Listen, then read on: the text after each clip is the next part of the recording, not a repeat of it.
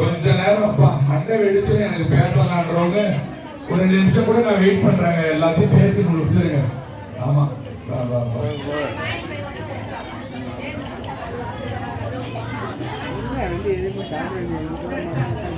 இல்ல நீ பேசாம விட்டுலாமா?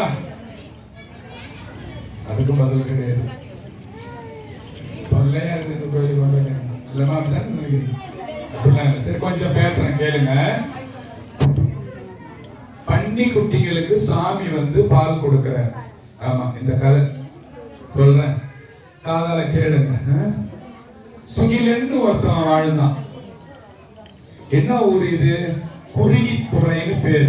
குரு வித்துறைன்னு பேரு. குருவித்துறைனா குருவி எல்லாம் பறக்குமா அந்த ஊர்ல? குருவித்துறைன்னு பேரு வச்சுட்டாங்களா? இங்க பாருங்க, உங்களுக்கு எல்லாம் கிடைக்கும் வாழ்க்கையில. அப்பப்ப கொஞ்சம் கொஞ்சம் காசு இல்லையா? அந்த காசால வர சின்ன சின்ன சொகம், பேரு, அற்ப புகழ் இதெல்லாம் கொஞ்சம் கொஞ்ச நாள் கிடைச்சி இல்லாம போகும் லாஸ்டா. அதனால இந்த மாதிரி சாமியை பத்தி சொல்லும் போது எப்பேற்பட்ட மூடனா இருந்தாலும் முண்டமா இருந்தாலும் அவன் காது கொடுத்து அவன் கேட்டானா அவனுக்கு நல்லது. அப்படியும் கேட்காதவன நம்ம எந்த லிஸ்ட்ல தள்ள முடியாது. யாருமே உங்களுக்கு இப்படி எல்லாம் கேட்க மாட்டாங்க. பேசவா, கை தூக்குங்க, இதெல்லாம் கேட்க மாட்டாங்க. சொல்லுவாங்க, கேட்கறவங்க ஏழு, கேட்காதவன் போல விட்டு தள்ளிடுவாங்க. கிளாஸ்ல எப்படி வாத்தியார் இருப்பாங்க, 60 பசங்க இருப்பாங்க. அவர் பாட்டு கழுது கத்துற மாதிரி கத்துவார். 10 பேர் உருப்பிடுவான், 50 பேர் போய் சேருவான். அந்த மாதிரி நம்ம விட்டுட்டு போயிடணும். சரி வேணாம், நம்ம கதையே பேசுவோம். இப்போ குருவித்துறைன்னு ஒரு ஊரு. குரு வித்துறை. குருன்னு குருன்னு பாக்குறதா? குரு பகவான். யார் அவன்? வியாழன். வியாழனுக்கு தானே பேர் குரு பகவான். அந்த வியாழன் இருந்த ஊரு குருவித்துறைன்னு பேர். குருவித்துறை. அங்க சுகிலன் ஒருத்தன் வாழ்ந்தான். அவன் பேர் என்ன? சுகிலன். அந்த அம்மா பேர் சுகிலை. இதெல்லாம் லாஸ்டா கேட்பேன். கரெக்டா ஒருத்தங்க சொன்னீங்கன்னா ஒரு தேவார புத்தகம் உங்களுக்கு ஃப்ரீயா கொடுப்பேன். உன் புக்கை நீயே வச்சுக்கடா, எனக்கு அதெல்லாம் ஒன்றும் தேவையில்லை, கதையை சொல்றான்னா கூட சொல்லுவேன். சரியா? இப்ப ஊர் பேர் என்னது? சூப்பர். குரு வித்துறை அது பேரு. குரு பகவான் வந்து தவம் பண்ண இடம் இல்லையா? அதனால குரு வித்துறைன்னு அதுக்கு பேரு. அங்க யார் யார் வாழ்ந்தது? சுகிலன், சுகிலை. கொஞ்சம் ரிப்பீட் பண்ணுங்க, கொஞ்சம் ரிப்பீட் பண்ணுங்க. எல்லாம் மாயம். உங்க பக்கத்துல உட்கார்றது, பேசுறது, வர்றது, உங்க கை கோத்துன்னு வர்றது எல்லாம் கொஞ்ச நாள் மாயம்தான். நீங்க தப்பா நினைச்சா கூட போனா போதும். எனக்கு உண்மையை சொல்லும் போது கசப்பு உங்களுக்கு தான். ஆமா சிரிச்சா எல்லாம் கை தட்டி நிற்பீங்க. ஆமா. இப்போ அங்க பாத்தீங்கன்னா சுகிலன் சுகிலைன்னு 2 பேர் வாழ்ந்தாங்க. அவங்களுக்கு 12 பசங்க. எத்தனை பேரு? 12 பசங்க. அவங்க 2 பேரும் நல்ல சிவனடியார்கள். வரவங்க போறவங்க எல்லாருக்கும் நல்ல சாப்பாடு வயிறார வடிச்சு போட்டுன்னு வந்தாங்களே தவிர இவங்க என்ன பண்ணலன்னா குழந்தைகளை கவனிக்கலன்னா என்ன? 12 பசங்களும் என்ன பண்ணிட்டாங்க? உருப்படாத பசங்களா ஆயிட்டாங்க. ஆயிட்டதே இந்த நடக்கும். நீங்க நிறைய உதாரணம் பார்த்திருப்பீங்களா? அங்கங்க பேனர் வச்சிருக்குமே, ஒரு போயிட்டாரு, அவர் போயிட்டாரு. அந்த மாதிரி பசங்க அத மாதிரி போயிட்டானுங்க. யாரும் கேட்பாரு மேய்ப்பாரு இல்லாம போயிட்டானுங்க இல்லையா? மேய்ப்பாரு இல்லைன்னா என்ன பண்ண? ஊர் சண்டையை போய் வாங்கும். அவனை வதைப்பான், இவன் வதைப்பான், கடைசியா ஒருத்தனுக்கு பேனர் வைப்பான். இதுதான் லாஸ்ட்ல நடக்கும் காலங்காலமா இல்லையா? இப்போ அந்த நான் சொல்ற அந்த குரு வித்துறையில சுகிலனும் சுகிலையும் 12 பிள்ளைகளை வச்சுக்கிற சிவனடியார்கள் 2 பேரும் பக்திமான். யாரு? தாயும் தந்தையும். எதுக்காக இந்த கதை சொல்றேன்னா, பையனுங்க ஒழுங்கா இல்லைனாலும் அம்மா அப்பா செய்யற சிவபக்தி அவங்கள போய் எங்கேயாவது காப்பாற்றும். அதுக்காக தான் இந்த கதையை உங்களுக்கு சொல்றேன். ஆமா, சுவாமி வந்து 12 குழந்தைகளுக்கும் பெண் பண்ணியா மாறி பால் கொடுத்த ஒரு கதை இது. கதையில திருவிளையாடல் புராணம். சாமியோட திருவிளையாடல்ல இதுவும் ஒன்று. ஓகேவா? 12 பிள்ளைங்களும் என்ன பண்ணிட்டாங்க? செட்டு சேர்ந்து காட்டு உள்ள பூந்து வியாழ பகவான் தவம் பண்ணிட்டு இருக்கும் போது கல்லாலையும் மண்ணாலையும் தூக்கி மட்டார்னு இவன் யாரா ஒரு சாமியார் தாடிகாரன் உட்காந்துக்கிறான்னு வச்சு வாங்குறானு. தவம் கலைஞ்ச வியாழ பெருமான் சும்மா விடுவாரா? விடமாட்டார். நீங்க 12 பேர் நாசமா போக கடவு. அது கடவுன்னா நீங்க நாசமா போற கதின்னு சொல்லிட்டாரு. 12 பிள்ளைங்களும் அப்பா அம்மா கவனிக்கல, சிவனடியாரா வாழ்ந்தாங்க. அப்பா அம்மா செத்துட்டாங்க, அப்பா அம்மா இறந்து போயிட்டாங்க. இறந்து போன பிறகு இவங்க 12 பேரையும் கவனிக்க ஆள் இல்லாம காட்டு உள்ள சுத்தும் போது வியாழ பகவான் மேல கல்லு மண்ணை தூக்கி அடிச்சு கோபத்தால சாபம் வாங்குறாங்க. வியாழ பகவான் வந்து சாபனை கொடுத்த உடனே பசங்க எல்லாம் காலில் விழுது அழுகுறாங்க. சாமி எங்களை நாசமா போன சொல்லிட்டீங்க சாமி, எங்க அப்பா அம்மா இருந்து சிவனடியாருக்கெல்லாம் சோறு போட்டவங்களாச்சு, என்ன போய் நாசமா போன 12 பேர் அழுகுறோம். வியாழ பகவானுக்கு மனசே தாங்கல. சரியா, நீங்க 12 பேரும் பன்றி முகம் எடுத்து பாண்டிய நாட்டுக்கு மன்னரோட ராஜ சபையில மந்திரியா வாழ்வீங்க. என்னது, முகம் பண்ணியா உடம்பு மனுஷனா பாண்டிய மன்னனோட அரசாங்கத்துல மந்திரிகளா வாழ்வீங்க. எப்போ சாமி, உங்களுக்கு சிவபெருமான் வந்து முளைப்பால் கொடுக்கணும். நீங்க பன்றியா பிறக்கும் போது சிவபெருமான் வந்து முளைப்பால் கொடுத்தா உங்களுக்கு அந்த பிராப்தம் வரும். 12 பேரும் இப்ப என்ன ஆயிட்டானுங்க, சாபத்தை வாங்குறானுங்க. என்ன ஆயிட்டானுங்க, பன்னி குட்டியா போட்டானுங்க. 12 பன்னி குட்டியா போயிட்டாங்க. அம்மா பண்ணி பால் கொடுத்துன்னு இருக்குது. கொடுத்துன்னு இருக்கும் போது ஆண் பண்ணி சொல்லுது. அப்ப என்ன ஆகுதுன்னாக்கா, பாண்டிய மகாராசா வந்து ஒரு வேட்டைக்கு போறாரு. ஒரு ஊர்ல நிறைய உயிர், கொஞ்சம் கேளுங்கம்மா, அம்மா கொஞ்சம் கேளுங்க, திருந்தறதுக்கு பாருங்க. நீங்க திருந்தெல்லாம் உங்க பிள்ளைங்க எப்படி இருக்கும் யோசிச்சு பாருங்க. ஒரு கட்டுப்பாடு எங்க போய் நான் சொல்றது, தாயை போல பிள்ளை நூலை போல சிலை. உங்களுக்கே கட்டுப்பாடுல வள வள வள வள பேசிட்டு இருந்தீங்கன்னா என்ன, இது கோயில். கொஞ்ச நேரம் தான் இந்த வாய்ப்பு நமக்கு கிடைக்கும் இல்லையா? ஆமா, நான் சொல்றத கொஞ்சம் காதுல வாங்குங்க. 12 பேர் இருக்கவே என்ன பண்ணுது, ஒரு பன்றி என்ன பண்ண, பாண்டிய நாட்டுல பாண்டியராஜன் போயிட்டு, பாண்டிய மன்னன் போயிட்டு வேட்டையாட போறான். ஒரு ஆண் பண்ணி வந்து வேகமா அப்படி நிமிர்ந்து நிக்குது. நின்ன உடனே பெண் பண்ணி சொல்லுது, வேணாம் வேணாம் வேட்டைக்கு போகாது. அது சொல்லுதான், 2 சிங்கம் இருக்கிற இடத்துல கூட ஒரு ஆண் பண்ணியாக நான் வாழ்வேன். ஆனா நான் ஒரு பண்ணி இருக்கிற இடத்துல ஒரு சிங்கம் கூட என்கிட்ட நேருக்கு நேர் நிக்க முடியாதுன்னு அந்த பெண் பண்ணிக்கிட்ட ஆண் பண்ணி சவால் விடுது. புரியுதா உங்களுக்கு? 2 சிங்கம் இருந்தா கூட அந்த குகைக்கு நடுவுல நான் வாழ்வேன். அகம்பாவம் பாருங்க. ஒரு பண்ணி நான் இருக்கிறேன், ஒரு சிங்கத்தை தனியா நிக்க சொல்லி என்கிட்ட சண்டைக்கு கேக்குதா அந்த பண்ணி. எந்த பண்ணி? ஆண் பண்ணி. அப்படியா? வீட்டுக்காரே போகும்போது என்ன பண்ணுது, இதுவும் சரிங்க வரட்டும், சண்டைக்கு வரட்டும், நாம பாப்போம் சொல்லிட்டு என்ன பண்ணுது, தயாராகுது. எதுக்கு தயாராகுது? சண்டைக்கு தயாராகுது. சண்டைக்கு தயாராகுதா? இப்ப பாண்டிய மன்னன் வந்தா, அம்பு விட்டான், பல அம்பு விட்டான், பண்ணி சாவல. கடைசியா ஒண்ணு வேண்டி ஒண்ணு விட்டா, பண்ணி செத்து போச்சு. பண்ணி என்ன பண்ணி செத்து போச்சு? ஆண் பண்ணி செத்து போச்சு. இப்போ அந்த கதை முடிஞ்சுதா? ஆண் பண்ணி செத்த உடனே பெண் பண்ணி உள்ள உட்கார்ந்து பால் கொடுத்து இருக்குமா? அது இதுகளை தள்ளி விட்டுட்டு எழுந்திருச்சு ஓடி வந்தது. அதை வந்து என்ன பண்ண, பாண்டிய மகாராஜா ஆண் பண்ணிய ரொம்ப நேரம் கஷ்டப்பட்டு அடிச்சு கொன்னதால மந்திரிகளை விட்டுட்டு மீதி பண்ணிகளை சாவடிச்சுட்டு ஊர் வந்து சேருங்கடான்னு சொல்லிட்டு பாண்டிய மகாராஜா போயிட்டான். ஓகேவா? அங்கிருந்து போயிட்டான்.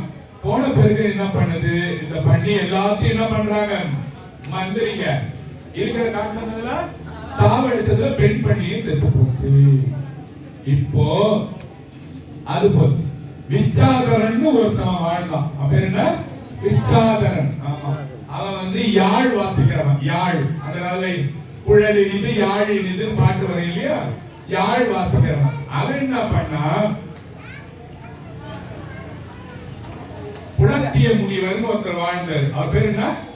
புலத்திய முனிவர். அவரு வந்து தியானம் பண்ணிட்டு இடத்துல போயிட்டு யாழ் வாசிட்டு இருந்தான்.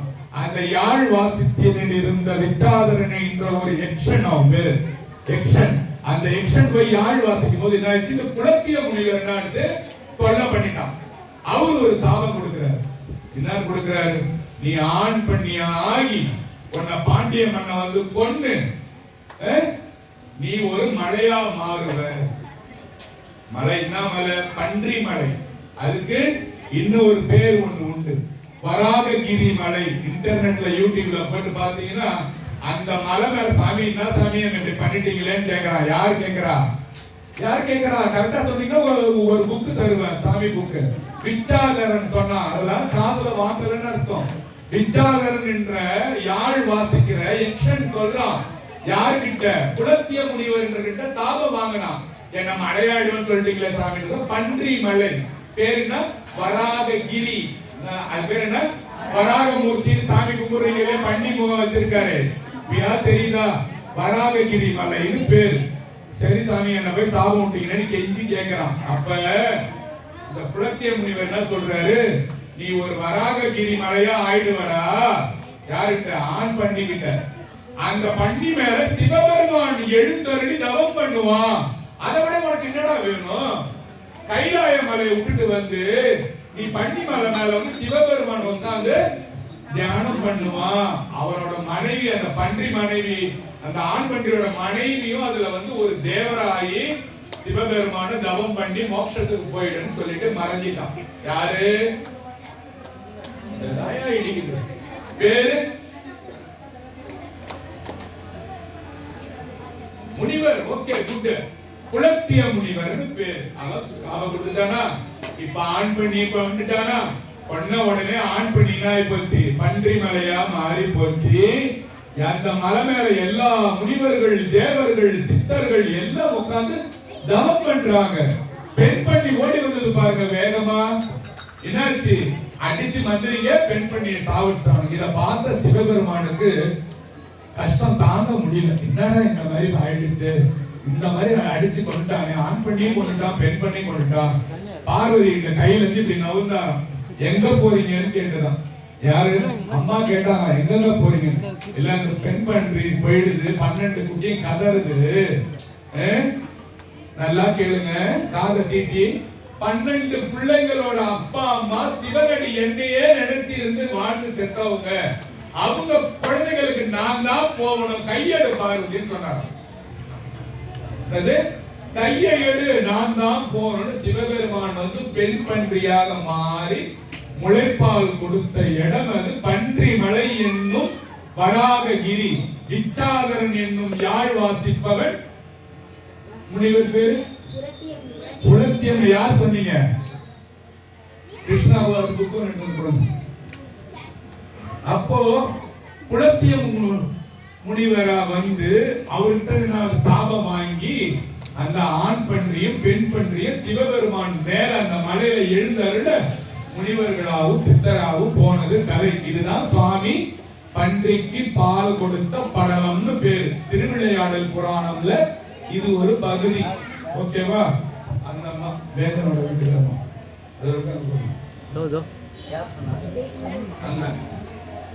சரி. இப்ப நான் சிவராத்திரிக்கு வந்துட்டேங்க. நீங்க உட்காந்து பன்னிக்கு பால் கொடுத்தா, நாய்க்கு பால் கொடுத்தா, இந்த மாதிரி கதையெல்லாம் என்கிட்ட பேசாதீங்க.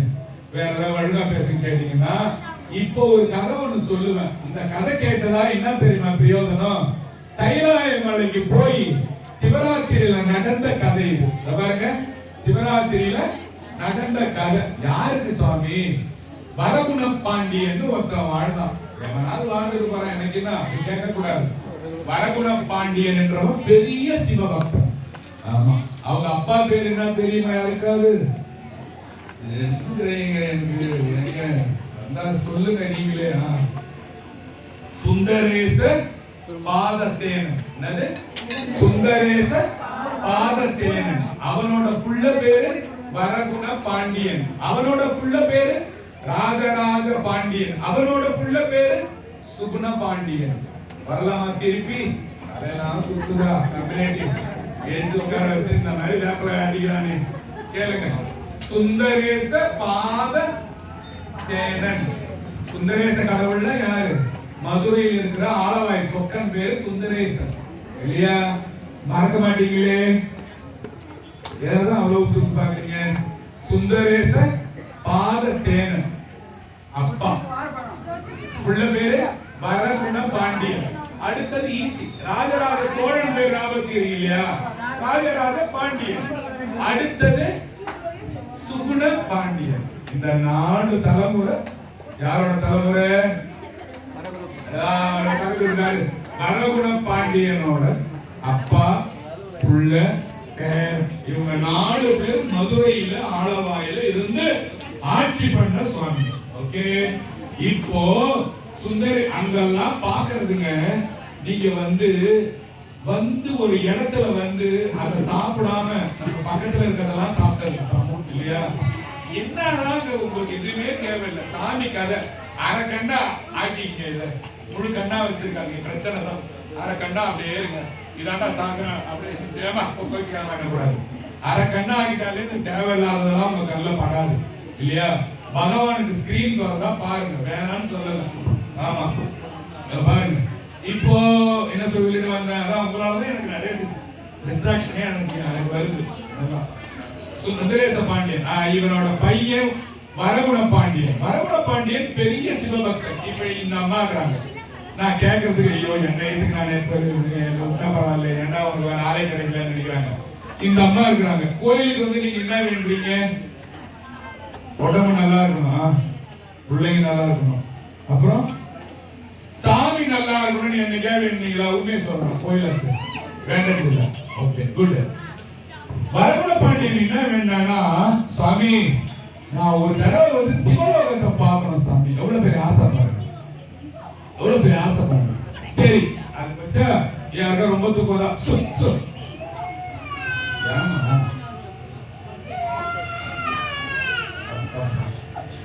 பாருங்க. சாமி வந்து இந்த அம்மாவுக்கு முன்ன வந்து ஐயோ இப்ப ஏங்க வேண்டாம், என்ன முன்னே உட்கார பின்ன போய் நினைப்பாங்க. ஏமா உனக்கு என்னமா வர வேணும்னு கேட்கிறாரு. நீங்க என்ன சொல்லுவீங்க? மத்தவங்க பத்தி நினைக்காதீங்க, ஜாலியா சொல்லுங்க என்னன்னு. வர என்னமா வேணும், உங்களுக்கு பேர் என்னமா? சொல்ல மாட்டாங்க. பேர் சொல்ல இல்ல, அவங்க என்ன வர வேணும்னு கேட்பாங்கன்னு நான் கேட்கிறேன். சொல்லுங்க ஏதாவது. யாருக்கு தப்பா நினைக்கிறோம்? காது கேட்காதா? சரிம்மா உங்களுக்குமா கருமே வேணாம்னு சொன்னீங்கம்மா. என்ன கேட்டா என்ன தெரியுமா கேட்பேன்? சாமி நீ வேணும்னு கேட்பான். நான் கேட்பேன் சாமி நீ தான் எனக்கு வேணும். இந்த கார் வேணும், பங்களம் வேணும், வீடு வேணும், எனக்கு நீ வேணும். நீ வந்துட்டா மற்றது எல்லாமே எனக்கு வந்துடும் சாமி. அப்படிதான் வர கேட்கணும். உங்களுக்கு என்ன தெரியுதா? அப்படிதான் சாமி கிட்ட வர கேட்கணும். பத்திரமா கேட்கணும். நமக்கு சாமி சிவபெருமான் ஸ்பெஷலி அமைதியா அழகா கேட்கணும். சரி கேட்பீங்க நம்புறேன். அந்த கேளுங்க வந்தா. சரி அதெல்லாம் ரைட்டுமா. என்ன சொல்றேன்னா, சரி ஒரு இந்த அம்மா பேசுறதுக்காக ஒரு சின்ன பாட்டுக்கு போயிட்டு வரேன். வேண்டத்தக்கது அறிவோய் நீ, வேண்ட முழுவதும் தருவோய் நீ. இந்த அம்மா போய் நிக்கிறாங்கன்னா, இந்த அம்மா போய் நிக்கிறாங்கன்னா, இந்த அம்மாவை பத்தி சிவபெருமானுக்கு எல்லாமே தெரியும். நீங்க என்ன வேண்ட போறீங்க? இப்ப போய் அப்படியே போய் நின்னாலே போதும். நான் உண்மையிலே சொல்றேன், நான் சாமி கிட்ட எதுவுமே கேட்கறது கிடையாது. போய் கேளுங்க, போய் கேளுங்க யார் வேணாலும். அது ஏன் உங்களுக்கு தெரியாது, அவருக்கும் எனக்கு மட்டும்தானே தெரியும். போதீங்க சொன்னா போய் நின்னாலே போதுங்க. வேண்டத்தக்கதா அறிவோய் நீ, எனக்கு என்ன வேணும்னு உனக்கு தெரியும். வேண்ட முழுவதும் தருவோய் நீ, எனக்கு என்னென்ன வேணுமோ எல்லாமே கொடுத்துருவ சாமி. வேண்டும் அயன்மார்க்கு அறிவோய் நீ, வேண்டி என்னை பணி கொண்டாய், வேண்டி நீ யாது அருள் செய்தாய், யானும் அதுவே வேண்டி நல்லாள். வேண்டும் பரிசு ஒன்று எனில் அதுவும் முந்தன் விருப்பன்றே. திருவாசகத்துல மணிவாசகர் பாடுறார். சாமி எனக்கு ஏதாவது வேணும்னு நினைச்சேனா அது உன் விருப்பம் தானே, நான் என்ன உன்னை கேட்க போறேன்னு பாடுறாரு மாணிக்கவாசகர். அது போல நம்மளும் பாடம். சரி நம்ம அதுக்கு போயிடலாம். இப்போ வரகுண பாண்டியர் வந்து என்ன கேட்கிறாரு சொல்லுங்க. நீ நல்லா இருக்கணும்னு கேட்கிறேன். நான் சொன்னா சாமி நீங்க நல்லா இருக்கணும், நீங்க வேணும்னு. வரகுண பாண்டியன் என்ன கேட்கிறாரு? கைலாசத்துக்கு போன சிவலோகத்தை பார்க்கணும். சிவலோகத்தை பார்க்கணும். நீங்க யாராவது இது வரை கேட்டிருக்கீங்களா? ஏன் தெரியுமா? உங்களுக்கு எல்லாம் பயம். வீடு வாசல் சொத்து சொகம் எல்லாத்தையும் செத்து எல்லாம் என்ன நினைக்கிறான்? சிவலோக பதவியை அடைந்தார். இவன் நோட்டீஸ்ல எழுதுவான், படுபாவி எழுதுவான். சிவலோக பதவி என்ன மாதிரி பதவி? இவன் கர்மாதி நோட்டீஸ்ல, இவன் சாவு நோட்டீஸ்ல போடுவான். சிவலோக பதவிக்கு போயிட்டார. எப்படிடா நீ போக மாட்டியே? சிவலோக பதவிக்கு போகணும்னு வரகுண பாண்டியன் கேட்கிறான். சாமி எனக்கு காட்டுறேன். உடனே சாமி என்ன பண்றாரு? நந்தி பெருமானை கூப்பிடுறாரு. நந்தி வா, என்னங்க ஐயா என்ன செய்யணும்? வரகுண பாண்டியன் ஒரு ராஜா இருக்கிறான். எங்க ஐயா இருக்கிறான்? மதுரையில் இருக்கிறான். நான் இருக்கிற ஊர்ல மதுரையில் இருக்கிறான். ஆலவாயின்னு பேரு. அங்க இருக்கிற அப்படியே சாமி என்ன செய்யணும், அவனை இட்டுன்னு போய் சிவலோகத்தை காட்டு. என்ன சாமி சொல்றீங்க? யாருக்குமே காட்டக்கூடாது, நீங்க தானே சாமி சொன்னீங்க. சிவலோகத்தை போய் அவனை காட்ட சொல்றீங்க. அவன அவ்வளவு பெரிய ஆளா? நான் சொன்னதை நீ செய், நான் சொன்னதை நீ செய். நீ என்ன கேட்க போறா? வரகுண பாண்டியன் போறா, சிவலோகத்துக்கு போறது. நந்தி போய் கூப்பிடுது, வரகுண பாண்டியனே வா, இதுவரை யாருக்கும் காட்டாத சிவலோகத்தை என் பெருமான் உனக்கு காட்ட சொல்லிக்கிறாரு. அவ்வளவு பெரிய பக்தனடா நீ சொல்லிட்டு நந்தி கேக்குது. வரகுண பாண்டியன் அப்படிலாம் ஒண்ணும் இல்ல, அப்படிலாம் ஒண்ணும் இல்ல. தினத்தோறும் பெருமானை கேட்டேன், சிவலோகம் பார்க்கணும், சிவலோகம் பார்க்கணும், சிவலோகம் பார்க்கணும். ராஜாவாச்சு என்னன்னா கேட்பான், குதிரை வேணும், கார் வேணும், பொண்ணு வேணும், பொருள் வேணும், லேடிஸ் வேணும், என்னன்னா கேட்டிருப்பான். அதெல்லாம் அவன் கேட்கலையே. ஆமா, ராஜாக்கு கேட்பாங்கல்ல, அதெல்லாம் எதுவுமே கேட்கலையே. சிவலோகத்துக்கு போகணும்னு சொன்னான் இல்லையா? சாமி வந்து நந்தி இட்டுன்னு போய் காட்ட சொல்றாரு. வரகுண பாண்டியன் அமைதியா பின்னால போறான். உடனே பயங்கர புகை மூட்டத்தோட ஒரு வெடி சத்தம் மாதிரி கேட்டு அப்படியே புகை மூட்டமாகி 7 வானம். நீங்க பாக்குறது ஒரு வானம் தான், என்னது 7 வானங்கள் இருக்கு. நீங்க பிளைட்ல போய் பாருங்க, பிளைட்ல அப்படி போவான், ஏறுவான், கொஞ்ச நேரத்துக்குலாம் இந்த வானம் மறைஞ்சிடும். நீங்க பாருங்க, இன்னொரு வானம் வரும், அப்படியே வெறும் மூட்டமாக, அப்புறம் இன்னொரு வானம் வரும். அது மாதிரி 7 வானம் இருக்குது மேல. நந்தி சொன்ன உடனே 7 வானங்களும் கீழே வந்துருவான். ஒரு வானம் வந்தாலே எப்படி இருக்கும், பக்கத்துல இருக்கிறவன் யாருன்னே தெரியாது இல்லையா? அப்படியே ஒரே நீர் வீழ்ச்சி, ஒரே வாசனை, கம கம கம கமனு வாசனை, விபூதி வாசனை, ஜவ்வாது வாசனை, ஒரே பகமூட்டமா அருவி செந்தாமரை மலர்களா இருக்கும். உடனே அரவண பாண்டியன் என்ன கேட்டான், நந்தியே நந்தியே இது என்ன, இது என்னன்னு கேட்டான். இது கொஞ்சம் கேட்டான். ஒரே வீர சத்தம், வீர சத்தம் கேட்டாலே அது என்னது?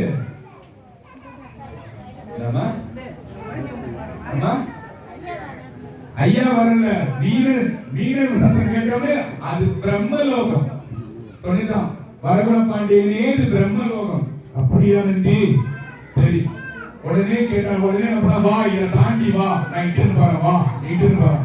உடனே பார்த்தா தங்கம் போல அங்க மின்னுதான், மலைகள்லாம் தங்கம் போல ஜொலிக்குதான், பல பல பல பல பல ஜொலிக்குது. உடனே வரகுண பாண்டியன், நந்தி நந்தி இதுதான் சிவலோகமா இருக்கான். இல்ல, இது விஷ்ணு லோகம். திருப்பதியில் என்ன ஒரே தங்கம் வைடூரியம், விஷ்ணு லோகம். அப்படியா நந்தி? வா, என் கூட அமைதியா வா. அடுத்தது போறான். அடுத்தது ஒரே ஒளி, ஒரே வெளிச்சம், மின்னல் மாதிரி அடிக்குது. ஒரே கண்ணை இவனை பார்க்க முடியல. ஒரே சோலைகள், நந்தவனம், அப்படி இப்படி இருக்கு. உடனே நந்தி என்ன கேட்க போற? என்ன சிவலோகமா கேட்க போறியா? ஆமா. இல்ல, இது ருத்ரலோகம். இந்த லோகம் முதல்ல வீண சத்தம் கேட்டது, அடுத்து தங்கமா மின்னுச்சு, அடுத்தது ருத்ரலோகம் என்ன ஆச்சு? ஒளியா சுழ்ந்து ருத்ரலோகத்துக்கு போயிட்டான். அடுத்தது பார்க்கறான், ஒரே நாதஸ்வர சத்தம், ஒரே வீண சத்தம், நாதஸ்வரம், வேதங்களும் பிரம்ம உபனிஷத்துகளும் வேதங்களும் பிரம்ம சூத்ராசம் எல்லாம் பாடுற சத்தம் கேட்குது. பயங்கரமான சத்தம் கேட்குது. நந்தியை தொடர்றதுக்கே பயந்து தொடரான் அரவண பாண்டியன். என்ன, ஏற்கனவே 3 லோகம் கேட்டேன், இல்ல இல்லன்னுட்டான் நந்தி. 4வது லோகம் இதுவான்னு தெரியலையேன்னு பயந்து கூப்பிடுறான். அப்படியே நீங்க அந்த ருத்ர லோகத்துல நில்லுங்க, போயிட்டு வரேன்.